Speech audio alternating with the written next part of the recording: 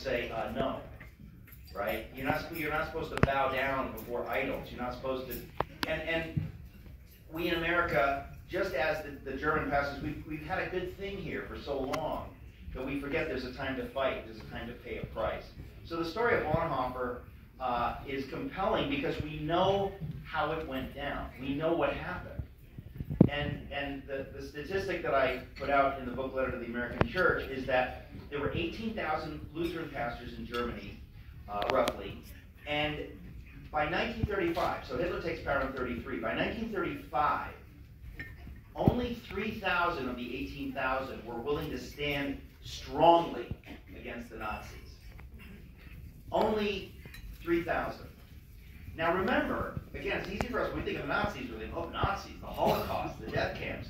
There were no death camps in 1935.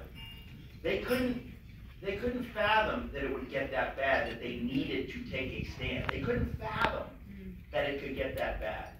And when it did finally get that bad, all those who were silent thought, oh, maybe we should have spoken up. We didn't know. We didn't know. Well, I say there were 3,000 heroes of the 18,000. On the other end of the spectrum, there were about 3,000 who were radically Nazis.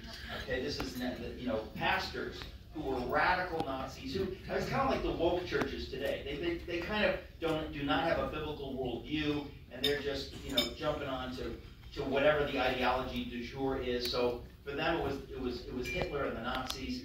So you've got 3,000 heroes and 3,000 that are totally pro-Nazis. But here's the key. This is the message. In the middle were 12,000 pastors.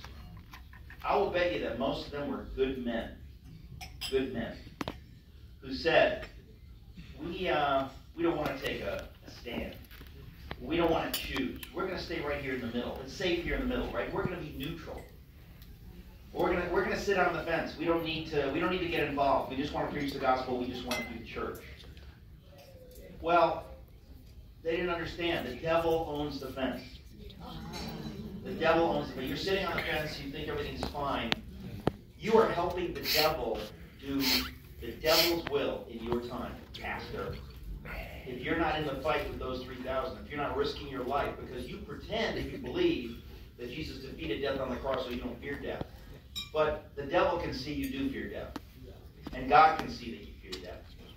And we're supposed to live out our faith. And so this is a rare moment in American life where we get to live out our faith. We get to actually live out what we claim to believe. So it's really a glorious moment for the church. It's a glorious opportunity. And the horror of what happened in Germany in the 30s is a warning to us. It's why I wrote Letter to the American Church. Bonhoeffer is my longest book. Letter to the American Church is my shortest book, so I recommend the shorter book. But it's, in fact, I don't want to forget to say it. Some of you may know it because I've been talking to some of you, but we just turned it into a documentary film. It's called Letter to the American Church. And I want to say, if you go to lettertotheamericanchurch.com, we are making it available 100% free to churches. Only to churches, right?